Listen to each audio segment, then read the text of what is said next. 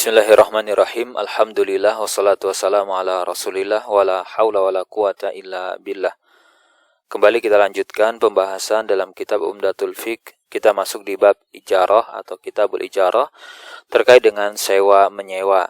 Dan beliau di sini mendefinisikan bahwa sewa menyewa itu adalah satu akad di mana objeknya adalah manfaat. Dan akad ini sifatnya lazim, mengikat dua pihak sekaligus, A dan B, yang menyewakan maupun yang menyewa, la yamlik ahaduhuma fasqaha. Jadi kedua belah pihak tidak punya hak untuk membatalkan. Dan akad sewa menyewa itu tidak bisa batal, tidak batal hanya sekedar ada yang meninggal, entah A atau B yang meninggal, atau mungkin A atau B gila, itu tidak batal. Tapi akad sewa itu menjadi batal kalau objek sewanya yang rusak, yang menjadi objek akad itu yang kemudian hancur atau mungkin sudah tidak bisa dimanfaatkan lagi. Katakan A pemilik barang, B penyewa. Jadi B itu mustajir, orang yang menyewa. Maka dia punya hak untuk membatalkan kalau ada cacat pada barang atau benda yang dia sewa tersebut, entah itu kerusakan lama atau mungkin yang baru yang dia belum ketahui dan dia merasa tertipu atau merasa dirugikan. Dan tidak sah dilakukan sewa menyewa kecuali memang objek A sudah jelas ya manfaatnya apa yang dia sewa, yang dia pakai. Ya, bisa dengan kebiasaan di masyarakat, misalnya dia nyewa apa? Nyewa rumah, berarti nilai rumah, nilai manfaat itu yang dia pakai itu tempat tinggal. Atau mungkin yang dia sewa adalah dengan sifat tertentu seperti misalkan bayar jasa tukang jahit untuk buatkan baju jenis ini dan itu. Atau mungkin bayar jasa tukang bangunan untuk buatkan tembok, rumah, dan seterusnya. Atau bayar jasa tukang angkut untuk membawakan barang ke suatu tempat tertentu. Dan tentunya ya sewa tadi itu karena dia pakai jasa, manfaat, maka harus diperjelas, harus dikasih acuan yang clear gitu. Supaya apa? Sifat-sifat yang masuk atau berpengaruh terhadap harga jasa itu juga harus benar-benar diketahui dan juga bisa di-clearkan ini upahnya berapa.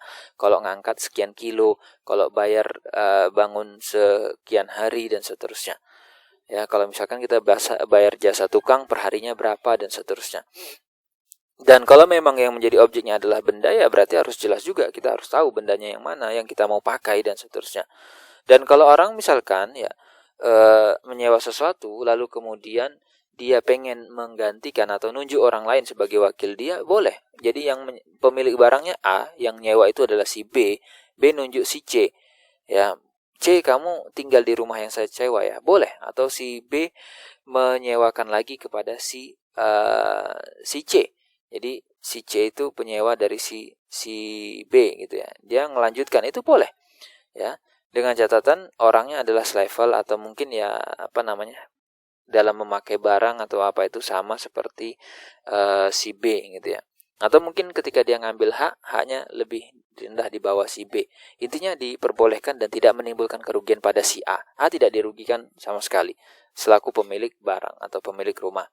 Lalu kemudian kalau misalkan si B menyewa tanah misalnya, tujuannya untuk ditanamin sesuatu, boleh dia tanam dengan apa yang biasanya ditanam di tanah itu atau dengan tanaman yang mudorotnya lebih rendah dari yang biasa ditanam di tanah itu gitu ya.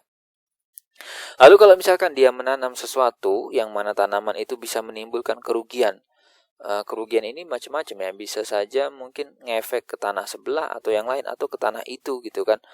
Yang mudorotnya itu lebih besar ya daripada yang biasanya. Nggak tahu misalkan di situ misalkan entah ditanamin tebu atau mungkin ditanamin sayur, lalu dia mungkin tanam sawit atau apa yang bisa menguras airnya lebih banyak dan seterusnya, maka berarti nanti dia harus tambah dong biaya sewanya. Nah ini tergantung kesepakatan dan adat di tempat tersebut tentunya gitu ya.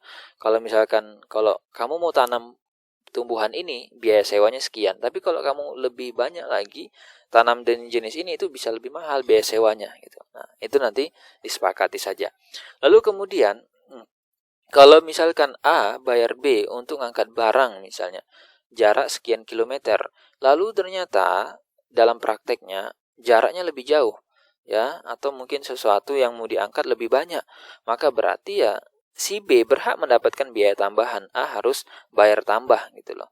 Dan juga kalau misalkan untuk menjaga sesuatu, ya dia harus ganti gitu kalau memang rusak, ya. Selama kalau misalkan itu bukan karena keteledoran si B gitu ya. Jadi si B itu sebagai orang yang bekerja kan dia dibayar jasanya. Nah, kalau dalam kerjanya dia nggak betul, nggak bagus, akhirnya barang-barang milik A ada yang rusak ketika dalam proses ekspedisi dan seterusnya, karena keteledoran B, ya B harus ganti rugi itu. Tapi kalau dia nggak teledor, udah dijaga baik-baik karena cuman memang ya mau pecah atau yang misal, ya sudah, itu di luar tanggung jawab. Yang penting kita sudah jalankan SOP-nya, standarnya udah ada, itu kita sudah perlakukan. Nah, kemudian orang yang murni dibayar untuk dipakai jasanya, tenaganya, ya disewa, bekerja, dia tidak dikenai resiko. Dia tidak harus nanggung ganti rugi atas kerusakan selama masa kerja dia, ya, selama tidak ada unsur kesengajaan gitu. Jadi saya tuh udah bekerja sesuai standar, profesionalnya tuh seperti ini gitu. Kalau ternyata ada kegagalan, ya itu di luar kontrol. Nah, termasuk tukang bekam, tukang hitan, atau dokter, ketika dia praktek, ketika dia menangani pasien, atau mungkin lakukan tindakan medis, lalu kemudian terjadi kesalahan, ya, itu manusiawi sekali, tapi tentunya dengan catatan dia sudah profesional ya, dia dikenal memang sudah standar, dia sudah dapat sertifikat, dia sudah layak dikatakan untuk lakukan tindakan dan seterusnya. Cuman qadarullah gitu kan, mungkin ada satu hal yang mungkin di luar kendali atau mungkin kecelakaan kerja gitu, maka itu bukan karena kesengajaan dia di luar itu dia benar-benar profesional dan seterusnya, maka itu tidak mengapa. Dan termasuk orang yang jaga ternak. Kalau misalkan jaga ternak udah jaga baik-baik, ternyata ada ternaknya yang mati atau mungkin jatuh atau yang macam-macam, ya di luar kendali dia, maka tidak mengapa. Nah, cuman di sini beliau membedakan untuk tukang potong kain, kusar ataupun tukang jahit, ya. Kalau misalkan yang semisal dengan ini pekerjaannya terjadi kesalahan gitu ya, dalam proses pengerjaannya tadi, maka yang menyebabkan terjadinya kerugian, dia harus ganti gitu. Makanya di sini beliau menyebutkan wayatman. Kalau Anda potong kain, kata beliau, nanti kainnya itu harusnya sudah pas karena teledor, akhirnya rusak dan seterusnya, butuh biaya, katanya seperti itu. Nah, di sini beliau bedakan gitu ya. Di sini dikenai ganti rugi. Ya, kemudian perbedaannya adalah kalau sesuatu itu yang enggak itu adalah kalau memang dia masuk kepada kategori hirzihi, yaitu di dalam proses penjagaan ya. Di sini beliau membedakan antara poin itu. Jadi kerusakan yang terjadi dalam saat penyimpanan gitu kan. Misalkan dia tukang jaga gudang atau yang lain gitu ya. Dia sudah jaga, nggak ada orang masuk di situ gitu kan. Nggak ada orang masuk di situ. Kalau ini kan dia lakukan tindakan kayak motong kain dan semisal dengan itu. Nah, tapi kalau yang barang sudah di gudang, safe gitu, aman, terus ternyata ada kerusakan di dalam gudang itu, entah karena cuaca atau suhu atau mungkin yang lain gitu ya, itu di luar kendali dia. Yang penting dia sudah kontrol, nggak ada orang masuk, nggak ada yang ngutak-atik dan seterusnya. Ya, seperti itu poin yang beliau bedakan gitu ya. Jadi ini catatan pentingnya tadi di sini. Kalau untuk pekerja gitu ya, jadi dia itu disewa, dibayar hanya untuk waktu tertentu gitu kan. Yang di sini tadi poin pertamanya itu nanti dia nggak nggak ganti rugi gitu ya, hanya untuk tindakan tertentu. Tapi untuk yang di sini penjahit tadi, tukang potong kain dan semisalnya, itu kalau ada kerusakan nanti di saat pengerjaan dia disuruh tanggung atau ganti.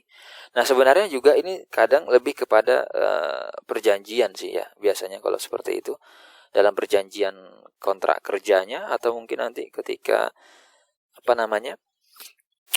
kebiasaan atau uruf di masyarakat juga, sama kayak tukang bangunan gitu ya.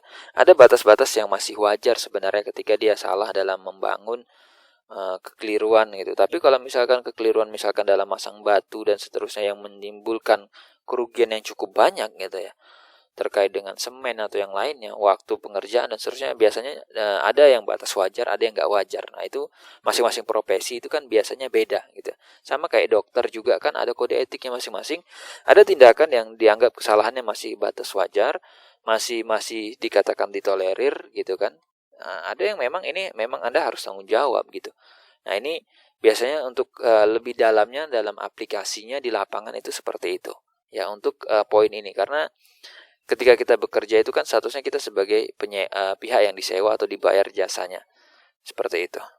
Itu maksud ataupun detail daripada paragraf terakhir dalam poin sewa menyewa tadi. Baik, kita akan lihat bab ghasab, ya, bab rampas ataupun ngerampok ataupun ngambil hak orang lain dengan cara paksa. Ini kita akan lihat di poin berikutnya insyaallah.